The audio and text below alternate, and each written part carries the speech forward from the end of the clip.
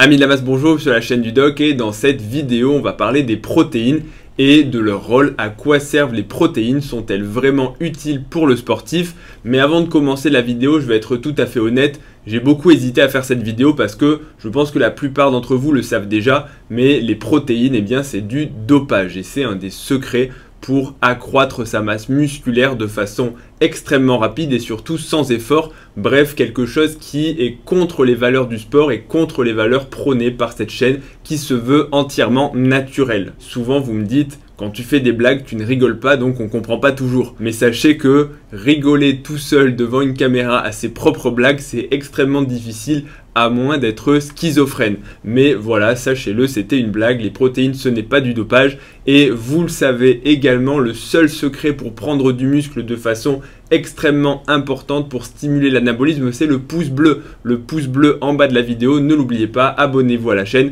Et bref, c'est parti, on est parti pour la vidéo générique.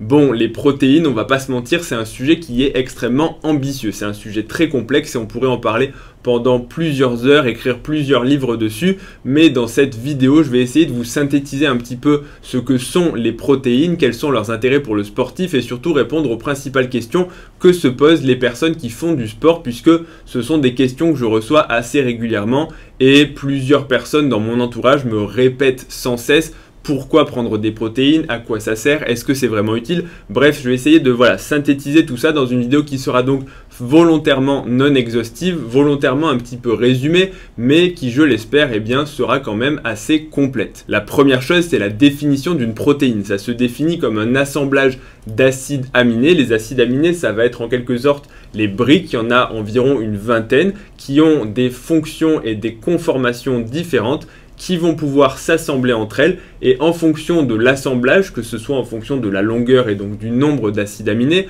en fonction du type d'acide aminé, par exemple ce sera de la leucine, de la valine, de l'isoleucine, du tryptophane, bref, en fonction de ce que vous allez assembler, eh bien la conformation et donc la structure de la protéine va varier. En fonction de cette structure, la fonction sera différente et donc c'est pour ça que les protéines ne se ressemblent pas entre elles et ont des fonctions différentes. Et il existe énormément de protéines et on va détailler les principales fonctions. Quand on parle de protéines, surtout à un sportif, on fait tout de suite le mélange entre protéines et muscles, puisque c'est vrai que une des principales fonctions des protéines, c'est le muscle, l'hypertrophie, la force, etc. Bref, tout ce qui va servir aux sportifs, mais pourtant les protéines sont absolument indispensables à la vie et on les retrouve absolument partout, dans la totalité des cellules et dans la totalité des tissus de l'organisme. Il y en a bien sûr pas que dans le muscle et je dirais même qu'en termes de pourcentage, les protéines du muscle sont relativement minoritaires, sauf bien sûr si vous êtes extrêmement musclé et constitué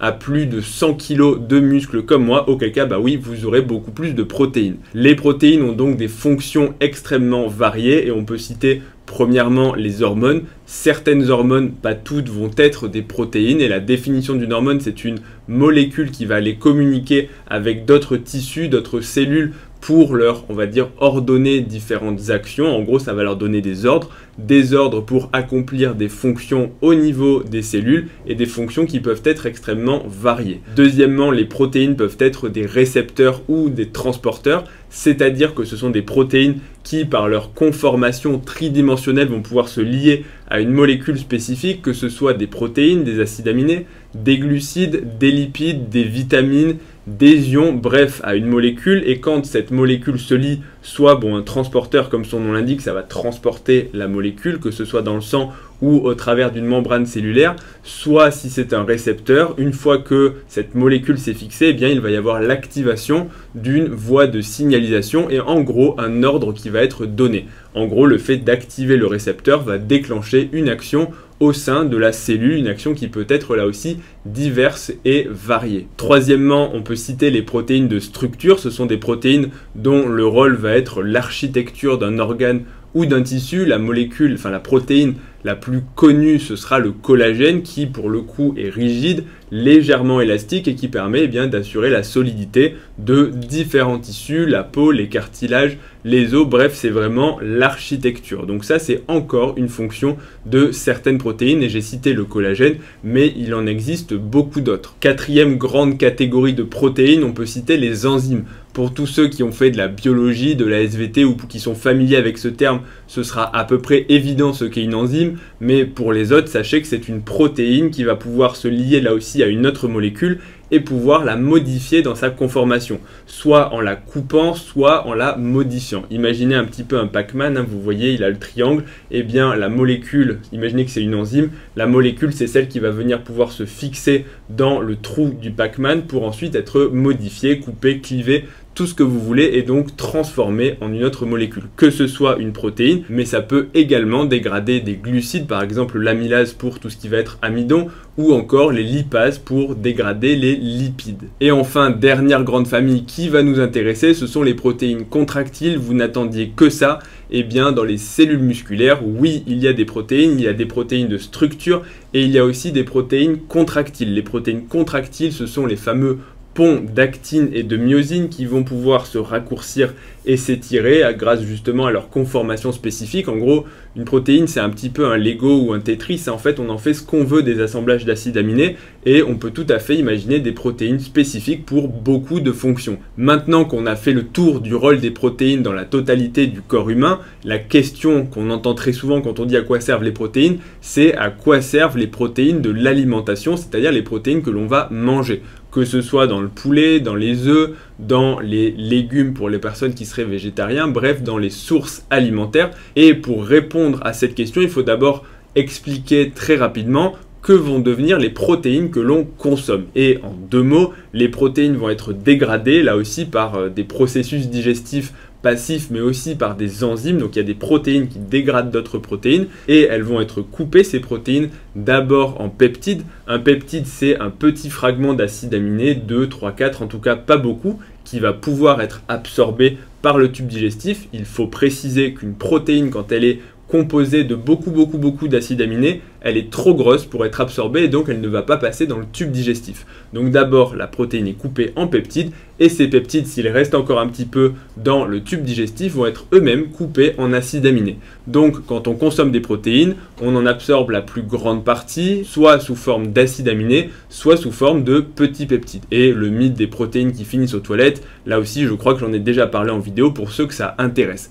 Une fois que ces protéines sont absorbées, qu'est-ce qui se passe? Tout d'abord, elles vont servir à reconstituer les protéines qui ont été dégradées. L'organisme et le corps humain, c'est comme tous les êtres vivants en mouvement. Il y a en permanence de la dégradation, par exemple vous allez à la salle de sport, vous dégradez les muscles, et de la synthèse pour reconstruire les tissus qui sont dégradés. On parle du muscle, mais tous les tissus sont en perpétuel renouvellement. Les cellules de la peau se renouvellent, les cellules du foie se renouvellent aussi, que ce soit après une cuite ou spontanément. Bref, en permanence, il faut apporter des nutriments pour pouvoir reconstituer. Et donc, c'est l'intérêt principal des protéines et de l'apport en acides aminés, c'est vraiment les briques pour pouvoir synthétiser de nouvelles protéines. En gros, vous piochez dans le pool d'acides aminés pour que la protéine qui va synthétiser les nouvelles protéines, là aussi c'est beau, hein, il y a une protéine qui synthétise d'autres protéines, et bien elle va prendre ces acides aminés, les assembler et créer de nouvelles protéines. Donc si vous n'avez pas d'acides aminés dans votre alimentation,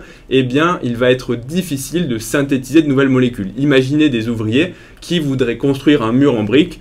Ils sont peut-être nombreux, ils ont de quoi faire en termes de main d'œuvre, mais si tu n'as pas de briques, eh bien tu ne pourras pas construire de mur parce que tout simplement tu n'auras pas les matériaux. Pour les acides aminés, c'est exactement pareil. Alors qu'est-ce qui peut se passer? Si tu n'as pas d'acides aminés dans l'alimentation, tu peux toujours obtenir ces acides aminés en dégradant des protéines existantes. C'est comme si tes ouvriers, ils allaient casser le mur à côté qu'ils venaient de construire pour récupérer les briques et créer un nouveau mur.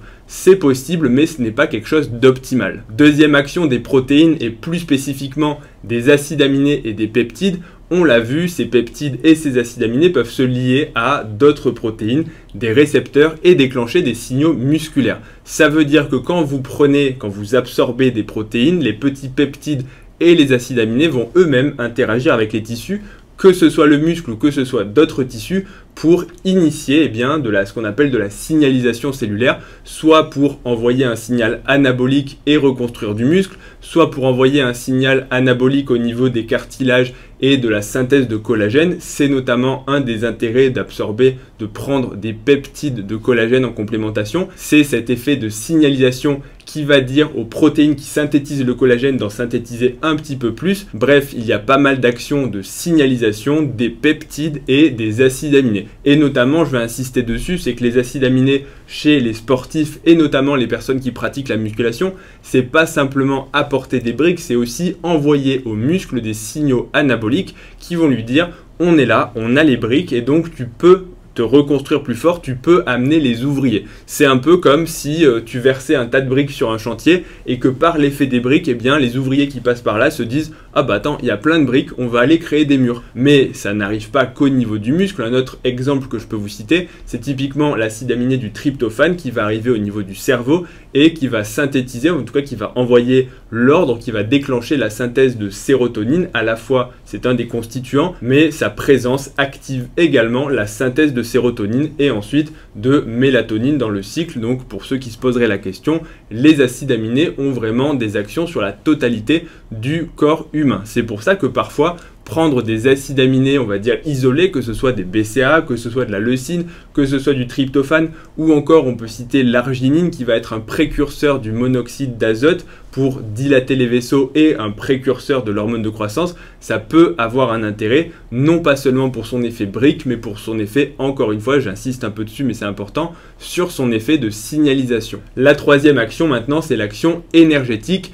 Et c'est une des actions qu'on cherche à éviter dans les pratiquants de musculation ou même les sportifs en général, puisque les acides aminés et les protéines peuvent être convertis en énergie, c'est-à-dire fournir du carburant aux cellules pour faire un effort, que ce soit un effort musculaire, mais aussi dans les autres cellules, puisque de l'énergie, il en faut pour courir, il en faut pour pousser des barres, mais il en faut aussi pour réfléchir ou tout simplement pour survivre. Donc c'est un effet qu'on va chercher à minimiser parce que, comme vous l'avez vu, les protéines et les acides aminés ont beaucoup d'autres rôles essentiels à l'organisme et finalement se servir d'eux comme source d'énergie alors qu'on pourrait se servir des graisses ou des glucides, c'est un petit peu, si on peut dire l'expression comme ça, donner du lard au cochon. En gros, c'est vraiment dommage alors qu'il pourrait servir à autre chose. Petite parenthèse, le fait de consommer des protéines et d'avoir des acides aminés circulants dans le sang, ça va permettre justement d'éviter de consommer nos propres acides aminés musculaires et tissulaires pour être converti en énergie. Quand on fait du sport,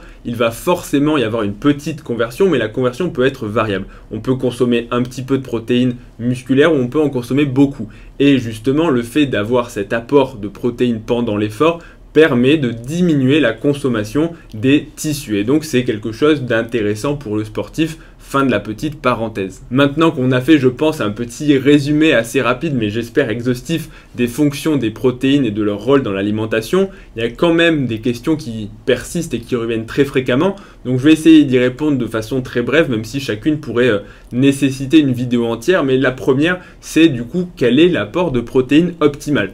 Une fois que vous avez compris le rôle des protéines, que ce soit le rôle de brique, le rôle de signalisation, le rôle de reconstruction, vous comprenez que déjà cet apport de protéines va dépendre de votre gabarit. Et c'est pour ça qu'on parle en pourcentage, ou en tout cas en rapport de votre masse corporelle. Imaginez bien que si vous faites 1m50 et 35 kg, vous n'aurez pas le même besoin qu'un sportif qui va faire 2 mètres et 120 kg. C'est assez évident, mais la masse de tissu à renouveler ne va pas être la même. Deuxièmement, ça va dépendre du type de sport. Il y a des sports qui vont dégrader de la masse musculaire de façon prédominante par rapport à d'autres, et clairement les sports de force, musculation, haltérophilie, ça va nécessiter plus d'apport en protéines que d'autres sports qui vont pour le coup dégrader un petit peu moins. Sans aller à l'extrême et parler des fléchettes ou des échecs, ne serait-ce que la course à pied, ça va dégrader moins de muscles que des sports de force où vraiment le but c'est justement de dégrader du muscle. Donc là aussi, c'est variable, mais un sportif d'endurance n'aura pas les mêmes besoins en protéines qu'un sportif de force. Et enfin, ça dépend aussi de l'objectif, puisque si vous êtes en prise de masse, si vous êtes en phase d'hypertrophie, vous allez justement vouloir créer du muscle et donc vous allez avoir besoin de plus de protéines que si vous êtes soit en phase de maintien, soit on va dire en phase de sèche, ce sera du maintien aussi, mais vous aurez compris l'idée. Si votre but c'est de créer de nouveaux tissus, forcément vos apports devront être un petit peu plus élevés qu'en phase de maintien où vous allez rester à l'équilibre. Donc je ne vais pas donner de fourchette, mais voilà, sachez qu'en moyenne, pour les sportifs, ça va aller de 1,5 à 2,2 grammes par kilo selon les études, etc. Mais je ne rentrerai pas dans le détail dans cette vidéo. Deuxième et dernière grande question, les protéines en poudre, finalement, dans tout ça, qu'est-ce qu'on en fait? C'est quoi les protéines en poudre? Bah, dites-vous bien que quand vous avez des protéines dans votre alimentation, comme je vous ai dit au début, des œufs, du lait, de la viande, bah, tout simplement vous pouvez les mettre en poudre. Si vous prenez du lait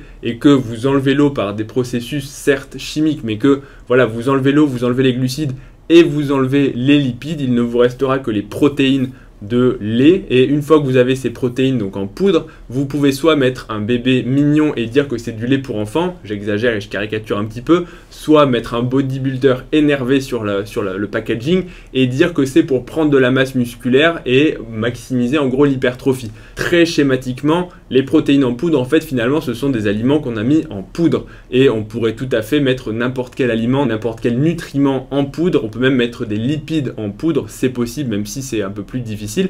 Mais finalement, les protéines en poudre, en soi, ça n'a rien de magique. C'est simplement des aliments qui ont été mis sous forme de poudre après des procédés chimiques. Donc, on ne va pas rentrer non plus dans les détails. Est-ce que les protéines en poudre, c'est bon pour la santé? Est-ce que ça va vous permettre de prendre plus de masse musculaire? Tout ça, c'est des questions, je pense que si vous avez compris le début de la vidéo, bah, vous aurez déjà un début de réponse, mais entre manger un steak ou manger des protéines en poudre, bah, la différence ne sera pas forcément flagrante, même si il existe des différences, mais on va encore une fois sortir du cadre de la vidéo, donc je ne développerai pas plus. Mais ce n'est ni du dopage, ni de la triche, c'est simplement finalement un aliment mis sous forme de poudre et un petit peu transformé de la même façon que on peut trouver dans le commerce des poudres de n'importe quoi, des soupes en poudre. Est-ce que les soupes en poudre c'est du dopage tout simplement parce qu'on a enlevé l'eau? Bah voilà, je vous laisse répondre dans les commentaires, mais je pense que la plupart des gens auront déjà leur propre opinion. Bref, voilà pour cette petite vidéo, j'espère que ça vous aura fait un petit rappel et un petit point sur les protéines, et je pense que c'est nécessaire parce qu'il y a très souvent des questions, donc voilà, si la vidéo vous a plu, bah, n'oubliez pas un pouce bleu et un abonnement, ça fait plaisir, ça soutient la chaîne et ça récompense un petit peu, on va dire, ce travail de synthèse parce que malgré tout, bah, ça prend du temps. Retrouvez-moi aussi sur Instagram, ledoc.pm, sur TikTok aussi, j'ai créé, j'ai pas 15 ans, mais bon, il paraît que c'est le réseau social où il faut être, donc retrouvez-moi aussi sur TikTok. Et puis, bah, c'est tout, hein. À bientôt pour la prochaine vidéo, salut à tous.